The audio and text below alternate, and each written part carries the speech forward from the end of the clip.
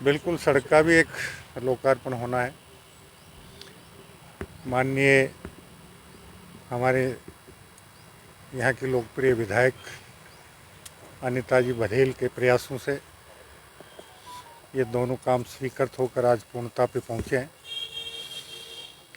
और अनिता जी बघेल के आग्रह पर ही आज हम सब यहाँ उपस्थित हुए हैं।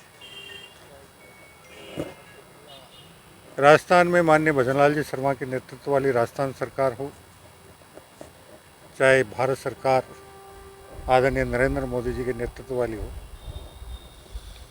विकास और जन कल्याण के लिए सदैव कटिबद्ध है और उसी सोच के साथ ये सड़क और इस गार्डन का निर्माण हुआ और आज आप सबकी उपस्थिति में इसका लोकार्पण हो रहा है। सबसे पहले स्मार्ट सिटी के अंतर्गत ये जो झील के किनारे निर्माण हुए उसको लेकर नेशनल ग्रीन ट्रिब्यूनल में मामला दर्ज हुआ था और वहाँ से चलते चलते माननीय सर्वोच्च न्यायालय तक वो मामला पहुँचा। अब सर्वोच्च न्यायालय का आदेश हुआ है और उसी के अंतर्गत उनको तोड़ने की प्रक्रिया की शुरुआत हुई है। अभी माननीय सर्वोच्च न्यायालय ने अंतरिम आदेश दिया है। अंतिम निर्णय से पहले फिर एक पेशी है, सरकार से और जवाब तलब किया है। प्रयास करेंगे कि हम अपना पक्ष मजबूती के साथ रखें। फिर भी अगर पर्यावरण संरक्षण के प्रति माननीय सर्वोच्च न्यायालय का ये मत रहेगा कि ये निर्माण गलत हुआ है, तो फिर जिस कालखंड में ये सारा काम हुआ है उस कालखंड में कब कैसे किसके प्रस्ताव से सारा काम हुआ, इसकी निष्पक्ष जांच करके आगे की कार्रवाई करेंगे। कोटा में इसी तरह का प्रकरण था, वहाँ जो है पैरवी सही हुई थी ऐसा मानते हैं, यहाँ जो है पैरवी सही नहीं? कोटा में भी प्रकरण एनजीटी में था और अभी परसों मेरे संज्ञान में लाया गया है कि कोटा के चंबल रिवर फ्रंट को लेकर भी संभवतः माननीय सर्वोच्च न्यायालय में एक रिट याचिका दायर होने वाली है। जब माननीय सर्वोच्च न्यायालय का समन आएगा और रिट की प्रति आएगी, उसका अध्ययन करने के बाद ही उसके बारे में मैं आपको ज़्यादा बताने में सक्षम रहूँगा। कोई लापरवाही जो करने वाले अधिकारी हैं, क्या लगता है ऐसे अधिकारियों पर कार्रवाई की जानी चाहिए? करोड़ों रुपए जो जनता के पैसे हैं उनको जो है पानी में बहाया जा रहा है एक तरीके से, जबकि मालूम था कि एनजीटी कार्रवाई नोटिस भी दिया गया था, इसके बावजूद बिल्कुल किसी न किसी स्तर पे गफलत या लापरवाही जरूर रही होगी और इसीलिए माननीय सर्वोच्च न्यायालय को इतना कठोर कदम उठाने को निर्णय देने को बाध्य होना पड़ा होगा। इस सब की समीक्षा करने के बाद ही जब माननीय सर्वोच्च न्यायालय का अंतिम निर्णय आएगा उसके बाद मैं विस्तार से इस बारे में आपको कुछ बताने में सक्षम रहूँगा। आज एक उद्यान जो विकसित किया गया था,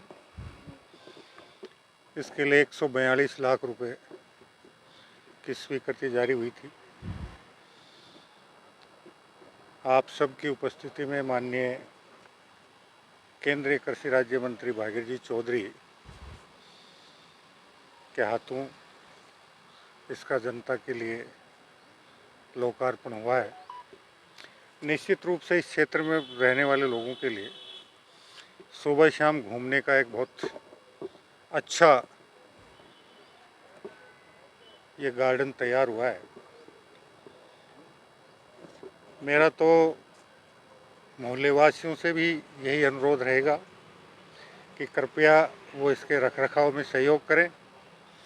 सरकार के स्तर पे तो जितना कुछ इसका रखरखाव होना वो होगा ही होगा, लेकिन मेरा बहुत स्पष्ट मत है कि जब तक आमजन सजग नहीं रहेगा तब तक सरकार के स्तर पर अकेले बेहतर रखरखाव नहीं हो पाएगा। इसलिए जो लोग सुबह शाम इस गार्डन में घूमने आएंगे उनसे भी मेरी अपेक्षा रहेगी वो कृपया घूमने के साथ साथ इस पार्क को साफ सफाई रखने में और इसको बेहतर सुंदर बनाने में अपना योगदान निश्चित रूप से देते रहेंगे, ताकि यहाँ का वातावरण साफ सुथरा रहे और सुबह शाम जो भी युवा, प्रौढ़, वृद्ध घूमने आए, यहाँ का सुंदर वातावरण देखकर उनका मन भी प्रफुल्लित रहे। एक सड़क का करने जा रहे हैं। बिल्कुल, सड़क का भी एक लोकार्पण होना है। माननीय हमारे यहाँ की लोकप्रिय विधायक अनिता जी बघेल के प्रयासों से ये दोनों काम स्वीकृत होकर आज पूर्णता पे पहुँचे हैं और अनिता जी बघेल के आग्रह पर ही आज हम सब यहाँ उपस्थित हुए हैं। राजस्थान में माननीय भजनलाल जी शर्मा के नेतृत्व वाली राजस्थान सरकार हो, चाहे भारत सरकार आदरणीय नरेंद्र मोदी जी के नेतृत्व वाली हो, विकास और जन कल्याण के लिए सदैव कटिबद्ध है और उसी सोच के साथ ये सड़क और इस गार्डन का निर्माण हुआ और आज आप सबकी उपस्थिति में इसका लोकार्पण होगा। एक अजमेर की महत्वपूर्ण चीज थी जिसको तोड़ा जा रहा है